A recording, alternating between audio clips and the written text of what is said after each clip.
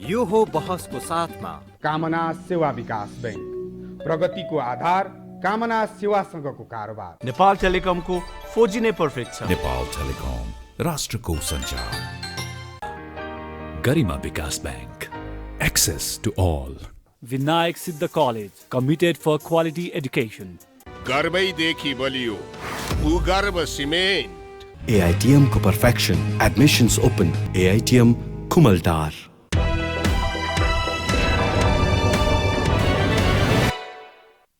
नमस्कार, यो बहसमा म यहाँहरूलाई हार्दिक स्वागत गर्दछु। जीवराम भण्डारी। आज यहाँहरू सामुन्ने उपस्थित हुनुहुन्छ अरुण सुवेदी। उहाँ एउटा राजनैतिक विश्लेषक हुनुहुन्छ। उहाँसँग आज म सर्वोच्च अदालतको संवैधानिक इजलासले प्रधानमन्त्री केपी शर्मा ओलीले गरेको प्रतिनिधि सभा विघटन सम्बन्धी विघटनको निर्णय उपर संवैधानिक इजलासले बदर गरेसँगै अबको राजनीति के होला, यो फेरि अर्को एउटा प्रश्न खडा भएको छ। प्रधानमन्त्री केपी शर्मा ओलीले जुन ढङ्गले प्रतिनिधि सभाको विघटन गर्नुभयो, यसले नेपालको कम्युनिस्ट राजनीति, नेपाल कम्युनिस्ट पार्टी नेकपाको आगामी राजनीतिक यात्रा, प्रमुख प्रतिपक्षी दल नेपाली काङ्ग्रेस लगायत कतिपय दलहरू यस सवाल पर विभाजित भए। झन्नै झन्नै नेपाली जन आधा आधा जस्तो हिस्सामा बाँडिएको त्यस्तो अवस्था पनि देखा पर्थ्यो। देशव्यापी सभाहरू भए, कोही सडकमा, कोही त्यसको समर्थनमा, यस्तो तस्बिर देखा पर्यो। अब के होला, यी यावत विषयलाई म आज अरुण सुवेदीसँग विश्लेषणात्मक ढङ्गले कुराकानी गर्ने प्रयत्न गरेछु। सर्वप्रथम म उहाँलाई स्वागत गर्छु। स्वागत छ यहाँलाई। धन्यवाद। सर्वप्रथम त तपाईलाई मुक्तिनाथ केबुल कारको अध्यक्ष तपाईँ, त्यसको DPR तयार भएछ र तपाईँ त्यसको एक स्टेप अगाडि बढ्नु भएछ, बधाई छ। यससँगै धन्यवाद। यससँगै म अब समग्र पछिल्लो अवस्थालाई म केन्द्रमा राखेर आम दर्शकलाई, ती जिज्ञासाहरूलाई तपाईँ मार्फत म सम्बोधन गराउने प्रयत्न गर्नेछु। प्रधानमन्त्री केपी शर्मा ओलीले प्रतिनिधि सभा जुन ढङ्गले विघटन गर्नुभयो, सर्वोच्चको संवैधानिक इजलासले त्यसलाई बदर गरिदियो। यस बदरसँगै प्रधानमन्त्री केपी शर्मा ओली र उहाँको नेतृत्वलाई ग्रहण गरेर बसेको राजनीतिक पक्षहरू, त्यो सङ्गठित समूह, त्यसको राजनीतिक भविष्य र आगामी दिनमा ओली नेतृत्वको सरकार र वैकल्पिक सरकार, यो के हुने स्थिति बन्ला, मैले यहीँबाट सुरु गरेँ। त्यसपछि यससँग जोडिने अनेकौँ विषयहरू म क्रमशः उठान गर्छु। कृपया तपाईँले भनेको अलिकति प्रेडिक्सन नै गर्नुपर्ने परिस्थिति आयो। त्योभन्दा पहिले चाहिँ यो जुन सर्वोच्च अदालतको निर्णय आयो, फैसला आयो, त्यसको बारेमा अब यसले कस्तो परिस्थिति निर्माण गर्यो भने यो संविधानलाई र यो संवैधानिक प्रणालीलाई अब एक किसिमले स्टेबिलाइज गरिदियो र यो संविधानमा असहमत भएका, असहमति राख्ने तमाम जो ठुलो पक्ष थियो, त्यसमध्ये म पनि हो सुरुका दिनदेखि। अब लगभग यो संविधानलाई यो इलेक्टोरल प्रोसेसबाट अब त्यसलाई संशोधन गरेर त्यस्ता विषयहरूलाई हटाउन सक्ने परिस्थिति चाहिँ निकै लामो समयसम्म बन्छ भन्ने मलाई लाग्दैन। कम्तीमा मेरो जीवनमा त र तपाईँको जीवनमा बन्छ भन्ने लाग्दैन। एउटा मैले बायोलोजिकल्ली भन्दा पनि अब कति होला, अब 20-25 वर्ष होला, होइन, त्यो बन्छ भन्ने मलाई लाग्दैन। त्यस कारण जो यी संवैधानिक प्रावधान राखेर नेपालको पहिचानलाई जसरी प्रकारले धावा बोलिएको थियो, अब यसले के स्थिति चाहिँ निर्माण गर्यो भने कम्तीमा 1 अरबभन्दा बढी जनसङ्ख्या भएका, अब अझ 1.5 अरब जनसङ्ख्या भएका हिन्दू बुद्धिस्टहरूको सेन्टर अफ सिभिलाइजेसनको रूपमा, इजरायलको रूपमा नेपाल निर्माण हुने जुन सम्भावना थियो र नेपालको जुन पहिचान र सेन्टर अफ सिभिलाइजेसनको रूपमा संसारमा एउटा औकात निर्माण हुने स्थिति थियो, त्यो अब मेरो जीवनकालका लागि चाहिँ पूर्ण रूपमा समाप्त भएको स्थिति छ।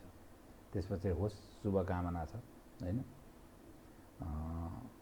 इजरायललाई गुमाएर कति वर्ष यहुदी बसे होला, त्यसै सेन्टर अफ सिभिलाइजेसनलाई गुमाएर कमसेकम मेरो बाँकी जीवन म बाँच्नलाई अभिशप्त छु, त्यो परिस्थिति निर्माण भयो। त्यो सभ्यताको त्यो केन्द्रबिन्दु हुनबाट अब हामी किन यसकारण के कारणले तपाईँले त्यस्तो देख्नुभयो? होइन, तमाम धेरै कारणहरू छन्। संविधानको बारेमा मैले धेरै बोलिसकेका छु। यो संविधानको चाहिँ खास गरिकन अब जुन प्रेस स्वतन्त्रता, नागरिक अधिकार ती त शाश्वत हुन्छन्। यही संविधानले मात्रै संहिताबद्ध गरे, बन्देज कसैले लगाउन सक्दैन। अबको सुधार र सँगसँगै अस्ति यो चाहिँ लगभग मलाई आभास कहाँबाट भएको थियो भने प्रदीप गिरीजीले एउटा कुनै टेलिभिजनमा भन्नुभयो यो वेस्टमिन्स्टर शैलीको संविधानै होइन। यो कस्तो खालको संविधान? यो तपाईँको भनेको बेलायती संसदीय प्रणालीको शाश्वत मान्यताको आँखामा यो संविधानलाई हेरिनुहुन्न भनेपछि त अब त्यो शाश्वत मान्यता अनुसार नै पार्लियामेन्टको लिडरको रूपमा प्रधानमन्त्रीले डिसल्युसन गर्नुभएको, विघटन गर्नुभएको हो। त्यसकारण त्यो मान्यताको यो संविधानै होइन भनेपछि यो युनिक संविधान रहेछ। युनिक संविधानका अक्षरअनुसार अब सार्वभौम संविधान सभा भनिएको संविधान सभाले जसरी गरोस् होइन, त्यो प्रक्रियाप्रति धेरै मान्छेको असहमति छ। दिएको संविधानका अक्षरभन्दा बाहिर अदालत जान सक्दैन थियो। त्योभन्दा बाहिरको फैसला आयो भने त्यहाँका अक्षरहरू परिवर्तन गर्नु पर्यो संसदले पहिले भन्ने हिसाबले संविधानले अब अन्तर्राष्ट्रिय कुरा अब प्रदीप गिरिजीकै भाषामा भन्यो भने बेलायती चाहिँ शैलीको अब हाम्रो संसदीय प्रणाली होइन भनेपछि जस्ता थिए संविधानका भाषा त्यसै अनुसार अदालतको फैसला आयो। यसलाई मैले यतिकै रूपमा लिएको छु। अब तपाईँले भनेको यो फ्युचरिस्टिक कुरो जुन छ, अब फ्युचरिस्टिक कुरोमा पहिलो भनौँ अब प्रजातान्त्रिक परिस्थिति त प्रजातान्त्रिक नै परिस्थिति हो नि त। यो तपाईँ हामी यसरी बोलिरहेका छौँ, निश्चय प्रधानमन्त्रीको आलोचनाबाट अथवा सत्तामा भएका मान्छेको आलोचना गर्दाखेरि कोही जेल जानु पर्दैन होइन। यहाँसम्म कि शब्द र भाषिक सभ्यता इतरका कुरा गर्दाखेरि पनि मान्छे हिँडि नै राखेका छन्। एउटा म चाहिँ शेरबहादुरजीको प्रसङ्गबाट अब आज जोड्छु। कृपया शेरबहादुरजीले पनि संसद विघटन गर्नुभयो। संसद विघटन गरेपछि गिरिजाबाबुले जतिखेर जनआन्दोलन 2 बनियो त्यतिखेर एउटै मात्रै मुद्दा लिएर उभिनुभयो, विघटित संसद पुनस्थापित, फेरि त्यो अदालतबाट रेटिफाई भएको पनि संसद पुनस्थापित हुनुपर्छ भनेर। अन्ततः त्यो राजाको उसबाट घोषणाबाट पुनस्थापित भयो। पुनस्थापित भएपछि सायद शेरबहादुरजीसित चाहिँ मेरो पनि भेट भयो। अलिकति मलाई बोल्न हतार लाग्ने,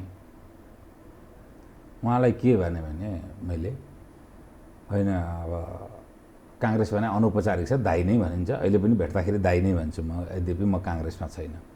होइन दाइ, तपाईँले नै विघटन गरेको संसद पुनर्स्थापित भयो, त्यो पनि अदालतबाट होइन राजाबाट। त्यसैमा राष्ट्रिय राजनैतिक सहमति भयो।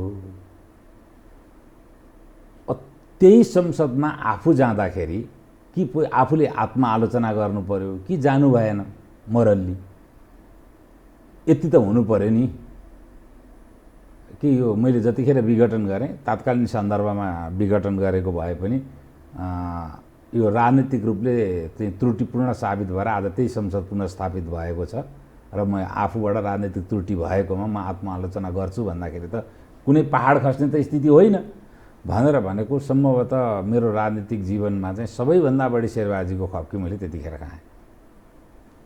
उहाँलाई पचेन त्यो, नराम्ररी खप्की खाएँ मैले।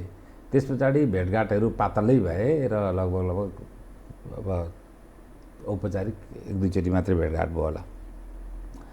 यस्तै गरेर आज प्रधानमन्त्रीजीले जुन पार्लियामेन्ट डिजल्भ गर्नुभयो, डिजल्भ गर्दाखेरि सर्वोच्च अदालतले पुनर्स्थापित गरिदियो।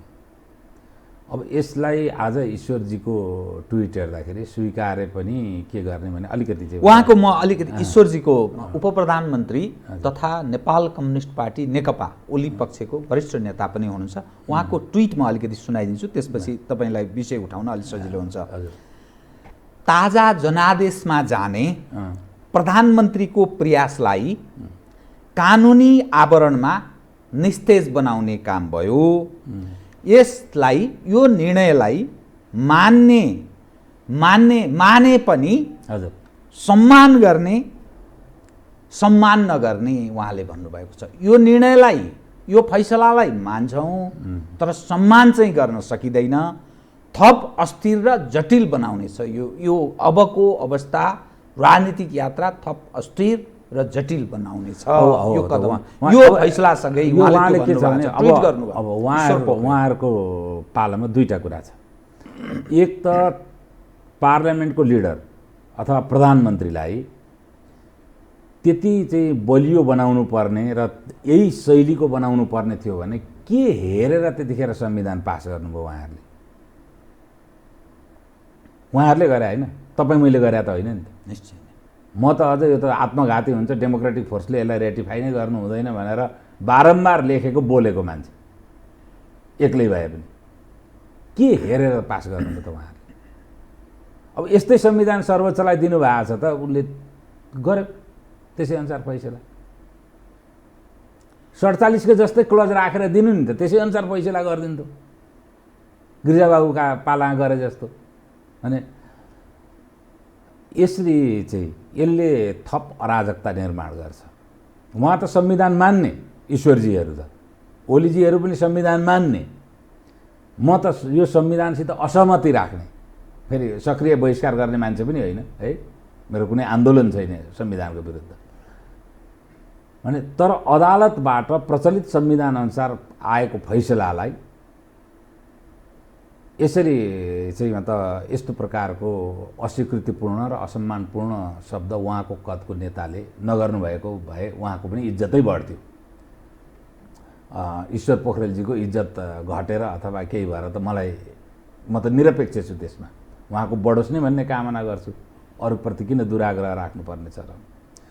त्यस्तै शेरबहादुरजीले जुन परिस्थिति शेरबहादुरजीको बारेमा भने त्यो परिस्थिति चाहिँ ओलीजीले कमसेकम ल ठिकै छ, राजीनामा तुरुन्त गर्नु भएन, संसदभित्रको फेरि गणितकै खेल हो, अङ्कगणितको खेलमा उहाँ लाग्नु पनि होला, तर अदालतलाई सम्मान गरेर कमसेकम आत्मआलोचनाको अध्यायसम्म चाहिँ पुग्नुभयो केपी ओलीजी भने उहाँका लागि पनि राम्रै होला भन्ने मलाई लाग्छ। यसले उहाँको इज्जत घट्दैन। निर्णय मान्ने तर सम्मान नगर्ने भन्ने भाषा उहाँले सर्वोच्चको यो फैसलालाई। अब यसको अर्थ त्यो सर्वोच्चको करकापको बिहे जस्तो भयो होइन, करकापको बिहे जस्तो भयो। अब त्यसरी त्यो शैलीमा पनि नजाँदा नै उत्तम हुन्छ। हुन त मेरो यो टेलिभिजन मार्फतको उहाँहरूलाई सल्लाह आगे उहाँहरूको कुरा अब नमाएको सल्लाह अब रह्यो चाहिँ अबको परिस्थिति के होला यो चाहिँ इन्टायरली अब केपी ओलीजीले संसदमा कुन स्ट्रेन्थ निर्माण गर्नुहुन्छ त्यसमा निर्भर गर्छ। पहिलो कुरो पार्टी फुटाउनलाई प्रचलित कानुन बमोजिम उहाँले अहिले जुन केन्द्रीय समितिको 40% त उहाँ कहाँ नपुगेको स्पष्ट देखियो। अब यो सर्वोच्च अदालतको निर्णय पछाडि उहाँसित रहेका केन्द्रीय समितिका सदस्य पनि कतिजना रहन्छन् भन्न सकिन्न। अब पार्लियामेन्टको मात्रै 40%ले पनि अहिले चाहिँ फुट्दैन पार्टी, संसदको 40%ले मात्रै। अब कि उहाँले अब तुरुन्तको परिस्थितिसित सम्झौता गरेर नेकपाको अर्को नेताको नेतृत्वमा सरकार गठन गराउनका लागि आफूले पनि सहयोग गरेर नेकपाभित्रै बसिराख्नु पर्यो र अर्को मौका कुरेर बस्नु पर्यो, होइन भने अध्यादेश लिएर पार्टी जति हुन्छन् आफूलाई जति आफूसित रहन्छन् त्यसै अनुसारको अध्यादेश ल्याएर पार्टी फोड्नु पर्यो। अध्यादेश त 6 महिना पछाडि नै रेटिफाई हुनुपर्ने हो। फेरि 6 महिना पछाडि पार्लियामेन्टले रेटिफाई गरे पनि यो 6 महिनाभित्र त्यो अध्यादेश अन्तर्गत भए गरेका सम्पूर्ण काम कारबाही त कानुनसम्म मात्रै होला।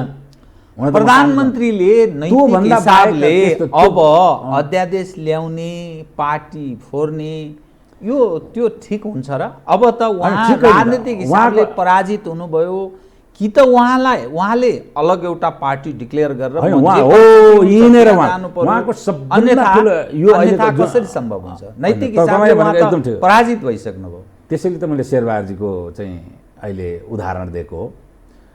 अब उहाँले खास गरिकन सबभन्दा यो परिस्थिति आयो कसरी भन्नुहुन्छ भने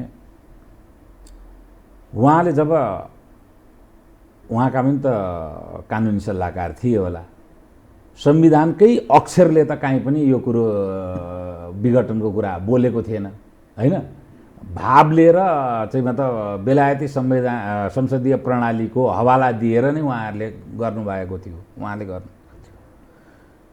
त्यस पछाडि यदि पार्लियामेन्टकै अर्को गणित र 6 महिना पछाडि अर्को पार्लियामेन्ट ल्याएर अर्को प्रधानमन्त्री लिएर आउनु थियो भने यत्रो ठुलो जोखिम लिनुपर्ने आवश्यकतै थिएन ओलीजी। यो संविधानका विवादित र विस्थापन गर्नुपर्ने मुद्दा उहाँका पनि जुन असहमति भएका, लागू भएका दिनदेखि उहाँले पनि असहमति जनाउनु भएका मुद्दाहरूलाई अब नयाँ पोलिटिकल डिस्कोर्स चाहिँ सुरु गरेर सबै पोलिटिकल डिसिजनबाट उहाँले अब यो संविधान यसरी आयो, यो संविधानका यो अमुक विषयप्रति मेरो पनि सहमति छैन, यो देशले त्यसको पोलिटिकल जस्टिफिकेसन दिएर त्यो प्रक्रिया सुरु गर्नुभएको भए नयाँ राजनीतिक अध्यायमा नेपाल प्रवेश गर्दथ्यो। अब उहाँले के हो त्यो अवसरलाई प्रयोग गर्न सक्नु भएन, चुक्नु भयो उहाँ। नयाँ राजनीतिक अध्यायमा प्रवेश पनि गराउनु भएन, संविधानप्रति प्रतिबद्धता पनि देखाइराख्नुभयो। संविधानका अक्षरहरूले ठ्याक्कै बोलेको प्रतिकूल गएर पनि संसद विघटन गर्नुभयो। संवैधानिकै थियो भन्ने अर्थ तपाईलाई त्यस्तै लाग्यो? असंवैधानिक थियो उहाँको? अब सर्वोच्च अदालतले भनिसकेपछि म को हुँ असंवैधानिक होइन भन्ने होइन। त्यसकारण म पोलिटिकल कुरा मात्रै गरौँ न। पोलिटिकल्ली कि उहाँले खास गरिकन धर्मनिरपेक्षता र सङ्घीयतालाई विस्थापन गर्ने र यसको प्रिएम्बललाई विस्थापन गर्नका लागि नयाँ पोलिटिकल डिस्कोर्समा जान्छ भनेर अब कसो गरेर गर्नुपर्थ्यो त्यतिखेर कि त्यो अध्यायमा प्रवेशै गर्नुपर्थ्यो, लगातार प्रवेश गरे गर्नुपर्थ्यो। अर्को राजनीति त्यसले गर्दा अर्को राजनीतिक यात्रा तय हुन्थ्यो र अर्को राजनीतिक सहमतिबाट यो संविधानलाई कसरी लिएर आउने, अर्को संवैधानिक प्रणाली कसरी स्थापित गर्ने भन्नेतर्फ जान्थ्यो। उहाँले त्यो पनि गर्नु भएन, संविधान पनि बरकरार राख्नुभयो भने अदालतले व्याख्या गर्दाखेरि त अब जहिले पनि अदालतमा चाहिँ मतलब के भने आशय होइन मनाशय भनेर पनि त अदालतले जहिले तहिले भन्छ नि। त्यो फेरि अदालत भनेको त न्यायालय हो, कानुनालय मात्रै होइन नि त। न्यायालयले त भावनात्मक पक्षहरू पनि हेर्छ, आशयका पक्ष नियतका पक्षहरू पनि हेर्छ। त्यो हेर्दाखेरि के हो भने 6 महिना पछाडि अर्को पार्लियामेन्ट्री इलेक्सन गरेर फेरि प्रधानमन्त्री नै परिवर्तन गर्नु छ भने अहिले नै किन नछोडेको भन्ने परिस्थिति पनि निर्माण भयो होइन नियतको कुराले। अब उहाँले खास गरिकन चाहिँ पोलिटिकल्ली गरेको मैले गल्ती चाहिँ के देखेँ भने संविधानका विवादित मुद्दाहरू विस्थापित गर्ने नयाँ राजनीतिक अध्याय सुरु भयो भनेर घोषणा गरेर उहाँले सुरु गर्नुपर्थ्यो। जो समर्थनमा आउँथे, जो आउँदैनथे। समय बलवान छ, समय उहाँले गुमाउनु भयो। अब बताउनुहोस् त हजुर, अब यो संसदले अर्थात् यो प्रतिनिधि सभाले बाँकी 2 वर्ष पुरा गर्न सक्छ र नयाँ सरकार बन्न सक्ने सम्भावना र कुन अवस्थातर्फ नेपालको राजनीति डोरिन्छ? होइन पुरा गर्न सक्छ भनेको होइन, पुरा गर्नै पर्छ भन्ने बाध्यता अब त परिस्थिति। अब एकपटक चुनिएपछि 5 वर्षलाई लालमोहर लाग्यो, त्यहाँ कसैले होइन गर्न त सक्छ। जुन मान्छे प्रधानमन्त्री, जुन व्यक्ति प्रधानमन्त्री हुन सक्दैन संसदको विश्वास लिएर, त्यसले त विघटन गर्न पाउँछ नि त। संविधानको धारा 76 को 1 देखि 7 सम्मका विविध अप्सनहरू छँदै। जुन मान्छे प्रधानमन्त्रीको विश्वास लिन सक्दैन पार्लियामेन्टबाट, अन्तिम विश्वास लिन नसक्ने अन्तिम व्यक्तिले त विघटन गर्न पाउने भयो नि त होइन। त्योभन्दा बाहेकले चाहिँ त्यो मान नमान 5 वर्ष बस्नै पर्ने स्थिति आयो संसद पार्लियामेन्टको। त्यो स्थितिमा अब बाँकी कार्यकाल त यसै पुरा हुने भयो, प्रधानमन्त्री कतिवटा परिवर्तन हुन्छन् भन्ने मात्रै कुरा रह्यो। अब यसले के हर्स ट्रेडिङ हुन्छ? त्यो त अब नेतैहरूले त्यही कुरो भनिरहेका छन् त, अब मैले कसरी हुँदैन भन्ने मानौँ, किनभने नेतृत्व त उहाँहरूले दिने हो, तपाईँ हामीले होइन। राजनीतिक स्थिरता र जो स्थायित्वको हामी कुरा गर्छौँ, संवैधानिक स्थायित्व बीच राजनीतिक अस्थिरता हुन्छ। संवैधानिक स्थायित्व चाहिँ रह्यो यसले है, तर राजनीतिक अस्थिरता चाहिँ बरकरार रहन्छ। के कारणले त्यो बताइदिनुहोस् त, कसरी राजनीतिक अस्थिरता हुन्छ भन्ने तपाईँलाई लाग्यो? यो पछिल्लो कदम सर्वोच्चको यो फैसला र राजनीतिक दलहरू एउटा पहिलो कुरो के छ भने विविध हेर्ने दृष्टिकोण उप आएको दुईटा एङ्गलबाट हेरौँ न। कम्युनिस्ट पार्टी फुटेन, कम्युनिस्ट पार्टी फुट्यो, दुईटा एङ्गलबाट हेरौँ। कम्युनिस्ट पार्टी फुटेन, फुटाउनका लागि ओलीजीले चाहनु भएन अथवा उहाँको बुता पुगेन। त्यो अवस्थामा ओलीजी प्रधानमन्त्री भइरहँदाखेरि माधव नेपालजी र पुष्पकमल दाहालजीहरूले जे गर्नुभयो त्यो रोल त अब चाहिँ फेरि बुहारी, सासूको पालो र बुहारीको पालो जस्तो हुने भयो। केपी ओली पनि त त्यहाँ बसेर कि उहाँले एमपीबाटै छोडेर अब मैले राजनीति छोडेँ भनेर हिँड्नु पर्यो।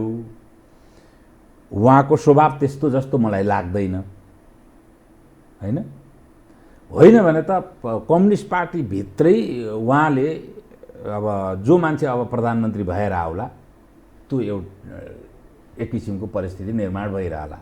उहाँले पनि यहाँभन्दा अगाडि केपी ओली स्थिर प्रधानमन्त्री भए पनि त पार्टीभित्रको झगडाले प्रधानमन्त्रीको परिस्थिति कस्तो भएको तपाईँ हामी सबैले बुझेका छौँ। अब त्यही उल्टो हुन्छ। केपी ओली प्रचण्डजी र माधव नेपालजीको रोलमा हुनुहुन्छ, उहाँहरू यता आउनुहुन्छ। कम्युनिस्ट पार्टी एकै रहँदाखेरि नफुटेको अवस्था अर्को पनि हुनसक्छ। केपी ओलीले फुटाउनु भएन, तर प्रधानमन्त्री हुन 138 जनाको त चाहियो नि त, होइन? त्यो 138 जना चाहिँ हुने बेलामा विश्वासको मत हुन्छ र हुन्न जे भनेर आउला, त्यो हुने बेलामा केपी ओलीजीले 135 मात्रै अथवा 130 मात्रै हुने गरी एमपीहरूलाई चाहिँ जसरी 3600हरू एब्सेन्ट भए त्यसरी नै एब्सेन्ट हुने अवस्था आयो भने त्यो प्रधानमन्त्रीले फेरि के गर्ने त? अस्थिरता, विश्वासको मत त आएन, अस्थिरतातिर गयो, होइन? अब अर्को, अब पार्टीभित्र यस्तो भइसकेपछि नेपाली काङ्ग्रेस र जसपाले त ओलीको विरुद्ध अविश्वासको प्रस्ताव नराख्ला। अब पार्टीबाटै अविश्वासको प्रस्ताव आउने सम्भावना देखियो, किनभने त्यो नेपाल कम्युनिस्ट पार्टी नेकपाबाट किन त्यो त पहिले नै लगभग टेबुलै भइसकेको अवस्था हो नि त, होइन? के अरे सभामुखले नै यति बजे आयो भनेर लेखेको अवस्था हो। उहाँहरूले नै अविश्वासको प्रस्ताव राख्दाखेरि जस केपी ओलीजीसित एक्स एमपीहरू छन्। अब जसपा र काङ्ग्रेसले चाहिँ ओलीको पक्षमा ल्याएर ओलीलाई नै टिकाइदियो भने के हो? फेरि यही परिस्थिति, पार्टी फुटेको पनि छैन, अर्को धारा, संविधानको अर्को धारा अन्तर्गत फेरि परिस्थिति बन्छ। अर्को धारै गर्नु परेन। अविश्वासको प्रस्ताव उहाँहरूले दिनुभयो, उहाँले टेबल गर्नुभयो, अब काङ्ग्रेस र उसले सबैले सपोर्ट गरिदिए। उहाँको चाहिँ मतलब 138 पुग्यो, जसपा र काङ्ग्रेसले सपोर्ट गर्दा। त्यो अवस्थामा के हुन्छ? यस्ता तमाम प्रश्नहरू चाहिँ अब अगाडि आएका छन्। जे होस्, यसले राजनीतिक संसदभित्रको राजनीतिक अस्थिरता चाहिँ निरन्तर रहने अवस्था देखियो। त्यसले अब पोलिसी मेकिङ, इकोनोमिक डेभलपमेन्ट लगायत चाहिँ मतलब अब राज्यको विकास, समृद्धि, यी सबै कुरालाई बाधित चाहिँ नै गर्ने अवस्था छ अहिले पनि। संवैधानिक चाहिँ स्थिरता भयो, तर त्यहाँभित्र अब राजनीतिक अस्थिरता चाहिँ यथावत रहने भयो। संवैधानिक स्थिरता भयो, राजनीतिक अस्थिरता थप जटिल बन्दै अस्थिरता कायम रह्यो, यथावत रह्यो। अब के हुन सक्ला? प्रधानमन्त्री केपी शर्मा ओली र उहाँको अनुयायी पक्षको राजनीतिक भविष्य, नेपाली काङ्ग्रेस फेरि अर्को पक्ष छ जो प्रमुख प्रतिपक्ष रामचन्द्र पौडेलजी निरन्तर लामो समयदेखि प्रारम्भकालदेखि नै उहाँ सँगसँगै कृष्ण सिटौला पनि जोडिनुहुन्छ। नेपाल कम्युनिस्ट पार्टी नेकपाको प्रचण्ड र माधव पक्षसँग मिलेर सडकमा जानुपर्छ भन्ने धारणा राख्नुहुन्थ्यो। शेरबहादुरजी त्यसभन्दा फरक मत राख्नुहुन्थ्यो। होइन, उहाँले त शेरबहादुरजी त्यत्रो ऊ भएर आउनु भएन, किन केपी ओलीजीको कदमलाई असंवैधानिक पनि भन्नुभयो र अदालतको निर्णय पर्ख्यौँ, अदालतलाई दबाब दिने काम कम्युनिस्टहरूले जसरी सभा गरेर अदालतलाई दबाब दिइरहेका छन् त्यसरी चाहिँ नगरौँ भन्ने कुरा थियो। तर पछि शेरबहादुरको फेस सेभ भयो यो फैसलासँगै। उहाँले विज्ञप्ति नै निकालेर फेस सेभ त गरिसक्नै सक्नुभयो। अब हामीहरूले कति सेभ भयो कति भएन भन्ने कुरा चाहिँ काङ्ग्रेसको सङ्गठनभित्रका मान्छेले जानुन्। अब शेरबहादुरजीको पनि अब चिर प्रतिपक्ष छ पार्टीभित्रको, त्यसले उहाँमाथि प्रहार त गरि नै हाल्छ होइन। त्यसकारण उहाँले त अब स्वागत गरेरै अगाडि बढ्नु भएको छ। अब यो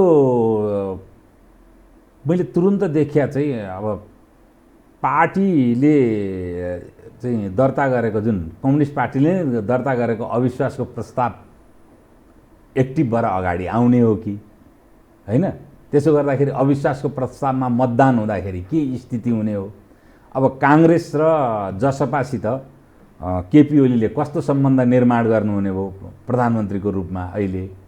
अब यो त अनौठो स्थिति निर्माण हुन सक्छ। सर्वोच्चको फैसला र 13 रुलिङ पार्टीमा संसदको बैठक बोलाउनु पर्ने बाध्यात्मक परमादेश।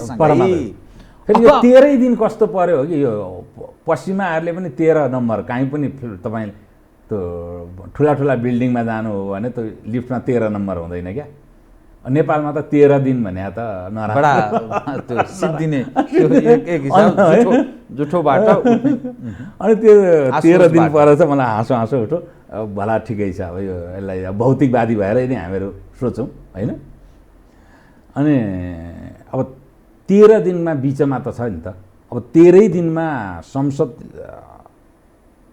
आएपछि अब चाहिँ नेकपामा उहाँको उस गर्ने हो कि अब सेन्ट्रल कमिटी र पोलिट ब्युरोले राजीनामा गर भनेर भन्ने हो कि अब उहाँले जुन विरुद्ध अविश्वासको प्रस्ताव पहिले नै आइसकेको छ त्यो अविश्वासको प्रस्ताव टेबल हुँदाखेरि त अब राष्ट्रपतिले अथवा सभामुखले उसलाई त विश्वासको मत ल्याऊ त भन्नु पर्यो।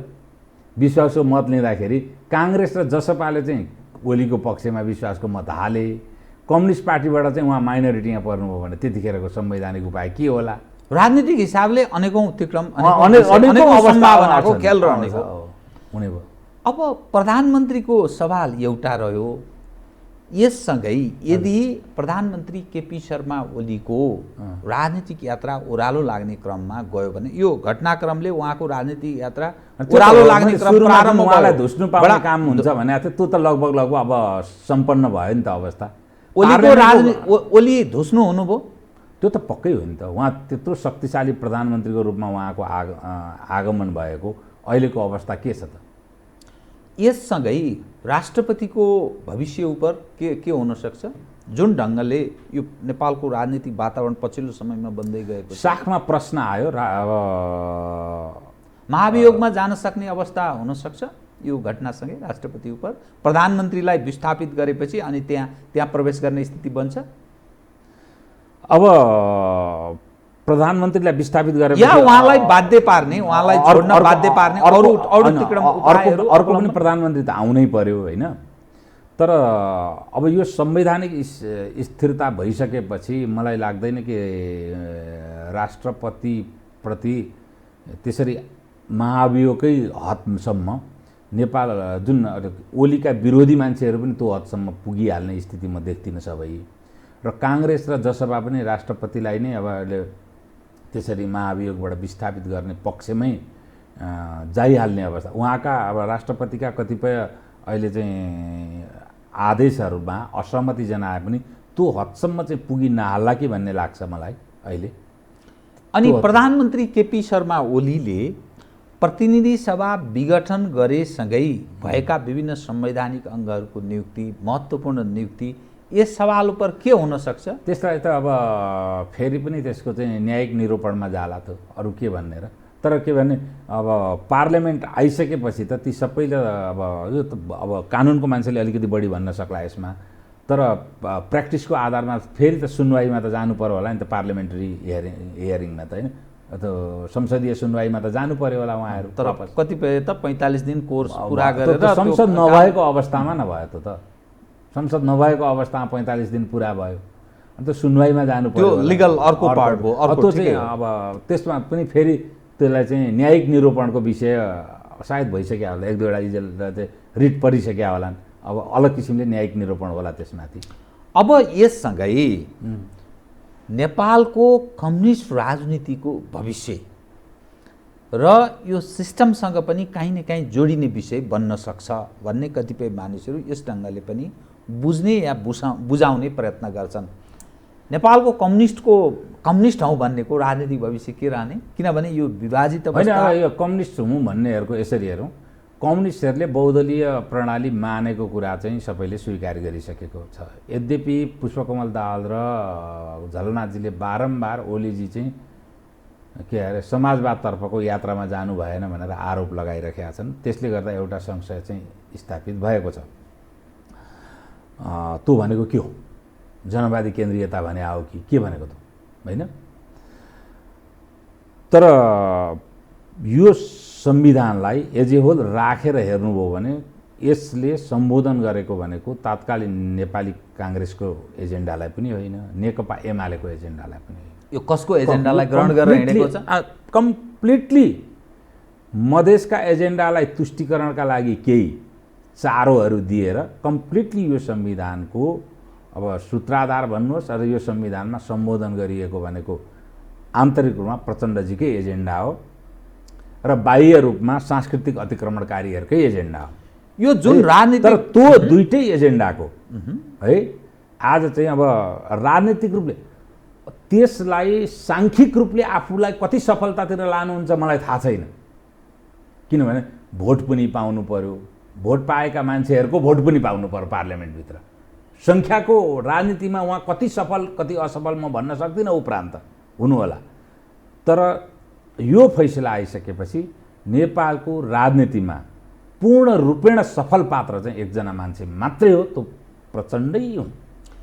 यो राजनीतिक वातावरण सिर्जना भएसँगै फेरि अर्को एकपटक प्रचण्डजी फेरि नायक बन्नुभयो। एकदम उहाँको पूर्ण राजनीतिक सफलता र त्यसलाई चाहिँ मतलब अब न्यायिक निरूपणले पनि चाहिँ मतलब अनुमोदन गर्यो र यो संविधानलाई का जुन खास विशेषताहरूप्रति लामो समयदेखि असहमत जनाउँदै आउनुभएको थियो केपी ओलीजी, त्यसलाई विस्थापनको राजनीतिक प्रक्रिया उहाँले सुरु नगरेर अब अहिले चाहिँ यो कस्तो परिस्थिति आयो भने अब पूर्ण रूपेण राजनीतिक रूपले संवैधानिक रूपले जे रूपले भन्नुहोस् नेपालमा एकजना मान्छे मात्रै राजनीतिक रूपले सफल रह्यो, त्यो चाहिँ प्रचण्डै हो आजको डेटमा। वैकल्पिक राजनीतिक अवस्था निर्माण नभएसम्म अबको राजनीति बाँकी समय पुष्पकमल दाहाल प्रचण्डकै वरिपरि घुमिरहन्छ भन्ने अर्थ लाग्छ। ठ्याक्कै बिचमा अलिकति समय के थियो भने टोटल पोलिटिकल एजेन्डा केपी ओलीले निर्माण गरेर केपी ओलीजीको वरिपरि घुमिरहेका थियो। अब यसले के भने अब टोटल राजनीतिक एजेन्डा चाहिँ प्रचण्डको राजनीतिक सफलतासँगै अब फेरि प्रचण्ड केन्द्रितै भएर नेपालको राजनीति आयो। प्रचण्डलाई बाहिर राखे पनि भित्र राखे पनि नेपालको राजनीति प्रचण्ड केन्द्रितै भयो अब, र प्रचण्डकै यो चाहिँ अब राजनीतिक दिग्विजय हो। नेपालको यो बदलिएको राजनीतिक अवस्था अब जसको राजनीतिक दिग्विजय हुन्छ त्यही मान्छे सत्ता पुग्छ भन्ने जरुरी त छैन।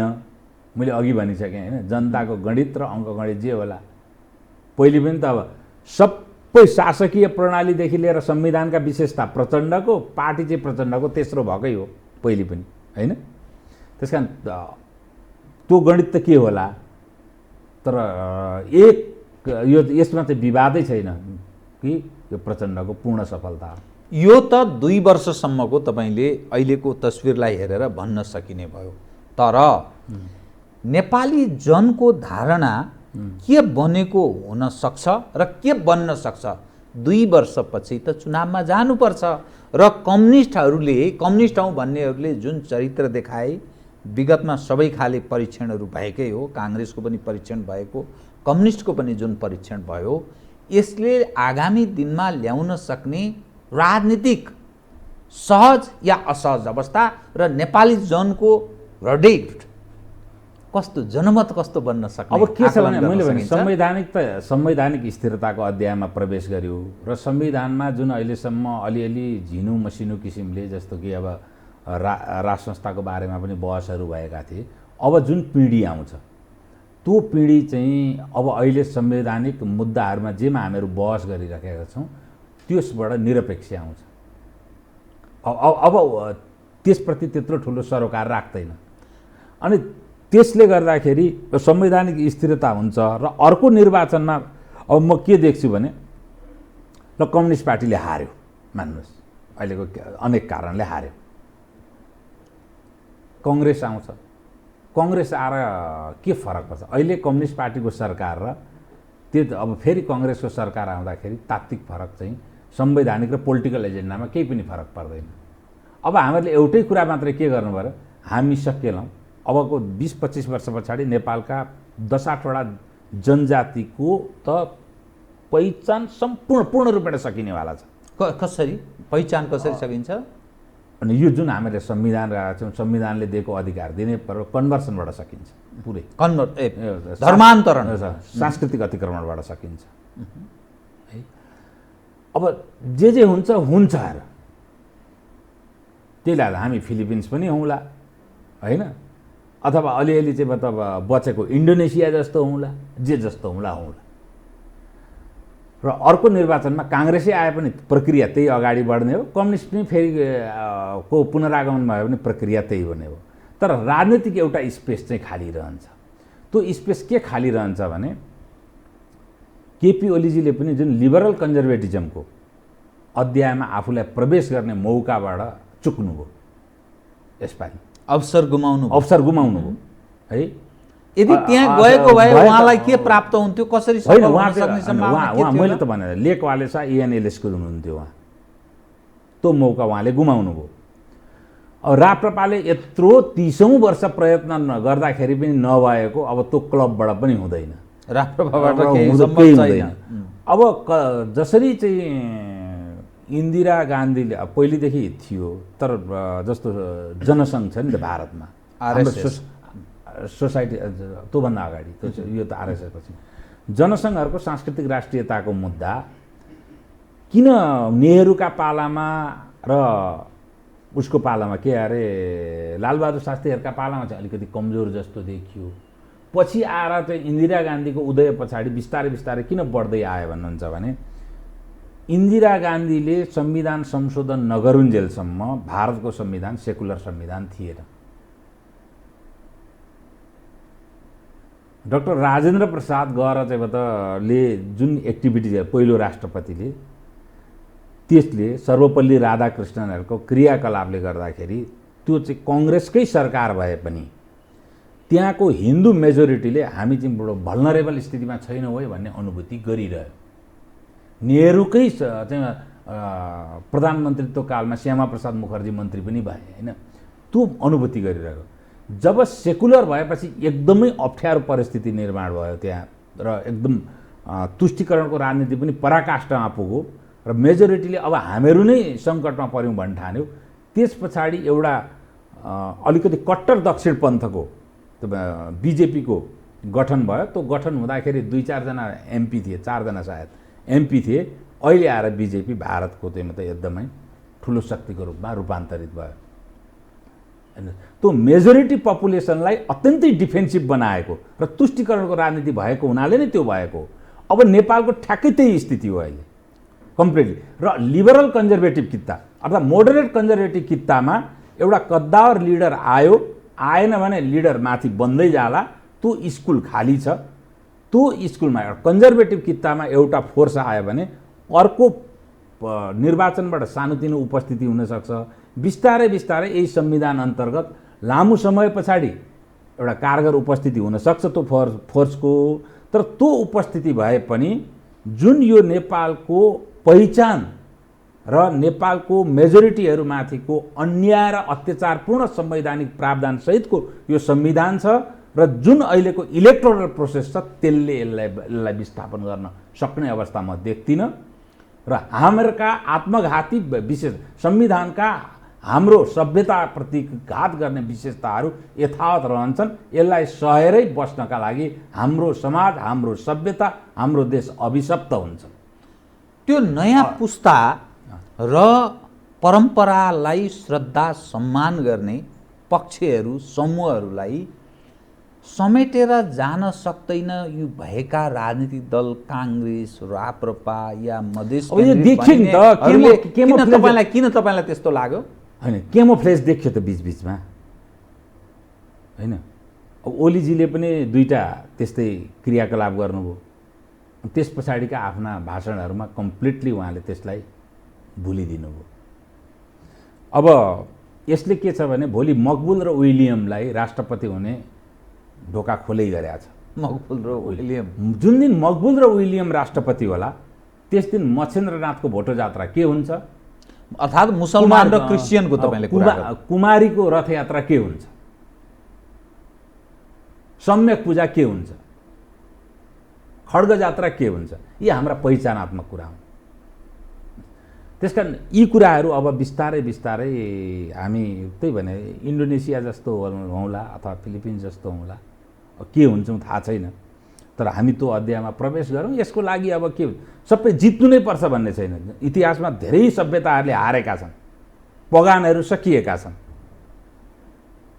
अब प्रयत्न गरे अब हारियो, अब के गर्ने त? हारियो, अब आफूले जति सकिन्छ बाँचुन्जेल त्यति गर्ने हो, उपरान्त आगे आउने पिँढीको कर्तव्य।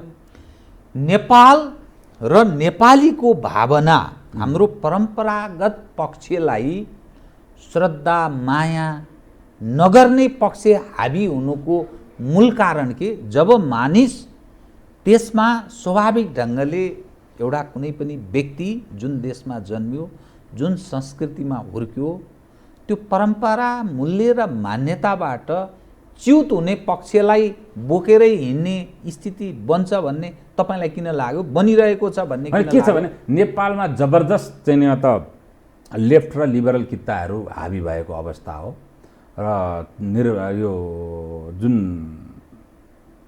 यो पहिचानवादीहरूले हारेको अवस्था हो नेपाल। हेर्नुहोस्, त्यो संविधान निर्माण प्रक्रियाबाट जब 63 सालदेखि त्यो सुरु 47 सालको संविधानमा त्यो भएन। कहाँनिर त्यो त्रुटि भयो जसका कारण त्यो स्थिति सिर्जना भयो? कुन पक्षले त्यो त्रुटि गर्यो जसका कारण यो स्थिति बन्यो? यो चाहिँ अब पहिलो त जिम्मेवारी नेपाली काङ्ग्रेसले लिनुपर्छ यसको सबैको, र त्यसमा नेपाली काङ्ग्रेसका तत्कालीन नेता गिरिजाप्रसादबाटै भयो।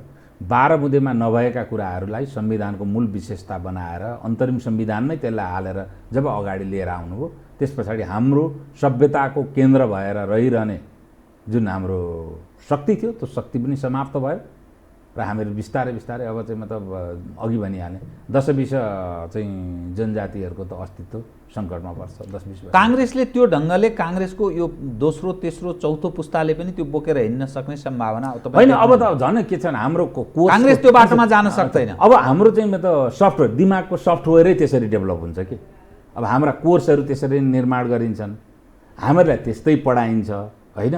अब हाम्रा छोराछोरीहरूलाई के हुन्छ भने दसैँमा त पूजाआजा घरमा चण्डीपाठहरू हुन्छ नि, त्यो बोल ड्रमिङ हुन्छ होइन। अनि जुन क्रिसमसको दिन ठमेलमा चकाचौध हुन्छ त्यो इन्टरटेनिङ हुन्छ। अब त्यसै किसिमले अब हाम्रो वातावरण बन्दै जान्छ नि। अनि कम्युनिस्टभित्रकै या गैर कम्युनिस्टहरू अलिकति आफूलाई देशभक्त ठान्ने कतिपय पक्षहरू छन्, तिनीहरूले त्यो लिएर हिँड्ने सम्भावना पनि छैन। अर्थात् कम्युनिस्टहरू अलग अलग ढङ्गले प्रस्तुत हुन सक्ने सम्भावना या ओलीजीले नै अलग ढङ्गले आफूलाई प्रस्तुत गर्ने सम्भावना। मार्क्सवादीहरू सांस्कृतिक राष्ट्रवादी हुनै सक्दैनन् सैद्धान्तिक रूपले, हँसिया हथौडावादीहरू कहिले पनि सांस्कृतिक राष्ट्रवादी हुन सक्दैनन्।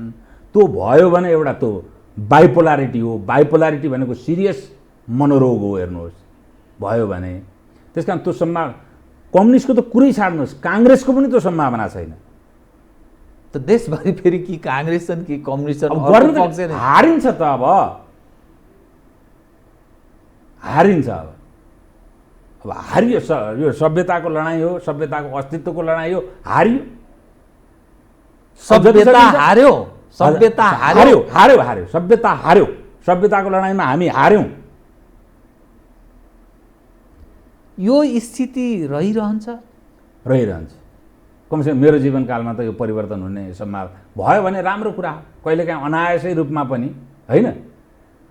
अब मानिस कहिलेकाहीँ के हुन्छ, मानिस सामुद्रिक आँधी आउँदाखेरि आँगनमा माछा खस्छ क्या कहिलेकाहीँ। सर्वोच्चको त्यस्तै सामुद्रिक फैसलासँगै आँधी आएर आँगनमा माछा खस्छ भने मेरो भन्नु केही छैन, है? तर अहिलेको परिस्थितिबाट त्यो सम्भावना म देख्दिनँ। सर्वोच्चको फैसलासँगै यो ऐतिहासिक भन्दै खुसी मनाइरहेका छन् मानिस। तपाईँले दुस्साहसपूर्ण विषयलाई उठान गरिदिनु भयो। होइन, कहिलेकाहीँ के हुन्छ भने मैले 2-3 एउटा जब करौँतीलाई सापले बेर्छ नि, जति कट्छु उसलाई उति चाहिँ मैले ठिक गरेको छु भने जस्तो लाग्छ, होइन? कहिलेकाहीँ मान्छेलाई म केमा खुसी भइराखेको छु भन्ने थाहा हुँदैन तत्सनित रूपमा। नसालिने मान्छेलाई पनि खुसी नै लाग्छ नसालिँदाखेरि, नसेडीहरूलाई। रक्सियालाई जाँड खाएको बेला बडो आनन्दी अनुभूति हुन्छ। त्यस्तै प्रकारको एक किसिमले हामीले मानसिक नसा लियौँ अहिले संविधानको नाममा, प्रतिष्ठाको नाममा। त्यो संविधान बनाउँदैदेखि लिइरहेका छौँ। अब जसलाई चाहिँ बताउ यो ध्वस्त पार्नु छ, उनीहरूलाई त अब सफलताकै विषय हो। त्यही 70 वर्षमा रसियामा भयो जस्तो अब अर्को 70, 30, 40 वर्ष पछाडि अरू कुनै रिजरक्सन, के भन्छ, पुनर्जागरण भयो भने वेल एन्ड गुड। मेरो त त्यसलाई समर्थनै रहनेछ। अन्यथा अब त लामो समयसम्म संवैधानिक परिवर्तन साथ नेपालको सभ्यता र संसारको एउटा सभ्यताको केन्द्र हुने सपनालाई जोगाउनेबाट चाहिँ हामी चुक्यौँ। तपाईसँग म कार्यक्रमको ठिक अन्त्यमा दुई विषय महत्त्वपूर्ण विषय म उठान गर्छु। यो फैसलासँगै खुसियाली र दुःखका दुईटै पक्षहरू छन् नेपालको राजनीतिमा। यसमा अन्तर्राष्ट्रिय कम्युनिटी, अन्तर्राष्ट्रिय शक्ति केन्द्र कुनै हारेको या विजय भएको स्थिति पनि छ कि? 1 नम्बर 2, अब हुन सक्ने एउटा राष्ट्रिय सहमतिको वातावरण, तपाईले नकारात्मक विषयलाई अलिकति उठाइदिएको हुनाले एउटा राष्ट्रिय सहमतिको वातावरण बनेर नेपाल सापेक्ष स्थिति बनाउन सायद प्रचण्डले प्रयत्न पनि त गर्न सक्नु होला नि। त्यो सम्भावना छैन? विभिन्न निषेधमा परेका कतिपय त्यस्ता पक्षहरू र एउटा राष्ट्रिय सहमतिको स्थिति बन्न सक्ने सम्भावनालाई इन्कार मात्रै गर्न सकिन्छ र? यो दुई विषय म त कम्युनिस्ट लिडरबाट यो सम्भावना, ओलीबाट त भएन भने अब म प्रचण्डबाट त त्यो एक्सपेक्ट गर्दिनँ। उहाँले त्यो गर्नुभयो र त्यत्रो मेटामर्फोसिस उहाँमा आयो भने म प्रचण्डको फोटो टाँसेर पूजा गरौँला, है? तर त्यो म सम्भावना देख्दिनँ। यो मार्क्सिजम भनेको आफै चाहिँ यो अहिले आधुनिक सभ्यताका लागि सबभन्दा ठुलो अभिशाप हो भनेर बारम्बार भनिरहेका छु। अब रघुपन्तजीको अस्तिको अभिव्यक्ति देखिहाल्नुभयो। यद्यपि प्रचण्डजीले त्यो हदसम्म चाहिँ आफूलाई प्रस्तुत गर्नु भएन, अलिक सुझबुझपूर्ण नै कुरा गर्नुभयो। तर पनि मैले त्यो अपेक्षा लिएको छैन अहिले भनिहाल्छु एकदमै। अब अन्तर्राष्ट्रिय समुदाय र अन्तर्राष्ट्रिय समुदायको हकमा के भने रणनीतिक रूपमा कम्युनिस्ट पार्टीलाई एक राखेर कम्युनिस्ट पार्टीको नेता केपी ओलीजीलाई मात्रै विस्थापन गर्ने प्रक्रियामा चीन पहिले लागेकै हो। त्यो अब डिस्क्लोज पनि भयो, होइन? त्यसमा उपरान्त अब 13 दिन पछाडिको एक्टिभिटिजमा चीन कसरी प्रस्तुत हुन्छ त्यो एउटा महत्त्वपूर्ण पक्ष छ। अब भारतको जुन सांस्कृतिक राष्ट्रवादी शक्ति छ बीजेपी, सङ्घ परिवार, उनीहरूले यो संविधानलाई चाहिँ प्रति असहमति जनाएकै हो र त्यो संविधानको त्यस्ता क्लजहरू विस्थापित हुन् भन्ने उनीहरूको चाहना नै हो। त्यो अब पुरा हुने अवस्था पटक्कै म देख्दैन। उही आधी आएर आँगनमा माछा खस्यो भने भन्नु केही छैन, होइन भने पटक्कै देख्दैन म। यो संविधान जसले राखे, खास गरिकन पश्चिमा शक्तिहरूको सैद्धान्तिक दिग्विजय भयो। नेपालमा स्वतन्त्रताको नाममा कन्भर्सन र हामी हुने परिस्थितिको विस्तार र निर्मूलीकरणको अध्यायमा हामी निरन्तर अगाडि बढ्न मार्ग प्रशस्त भयो। उनीहरूको यो जितै हो। अब रणनीति चीनलाई घेर्ने हिसाबले नयाँ जुन लिबरल सरकार आएको छ अमेरिकामा, त्यसले नेपालको अब का राजनीतिक शक्ति प्रचण्डजी, अब शेरबहादुरजी, यी सबैलाई उहाँहरूको पनि कित्ता त लगभग त्यही हो। ट्रम्पसित भन्दा इक्वेसन त बाइडेनसित नै मिल्छ नि।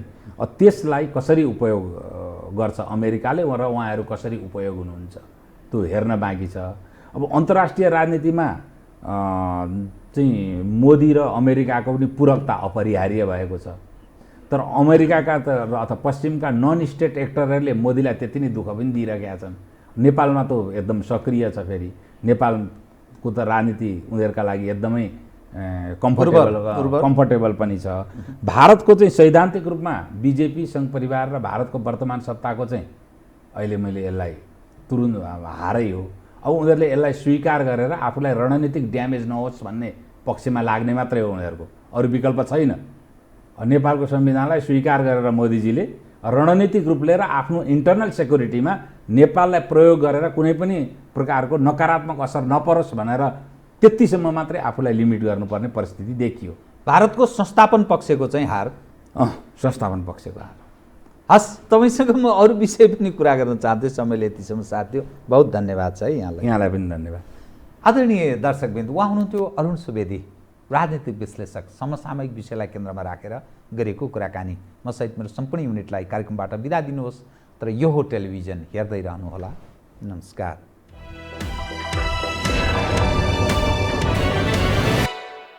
यो हो बहसको साथमा कामना सेवा विकास बैंक, प्रगतिको आधार कामना सेवासँगको कारोबार। नेपाल टेलिकमको 4G नै पर्फेक्ट छ। नेपाल टेलिकम, राष्ट्रको सञ्चार। Garima Bikas bank, access to all. Vinayak Siddha College, committed for quality education. गर्वैदेखि बलियो भूगर्भ सिमेन्ट। AITM को perfection, admissions open, AITM Kumaltar.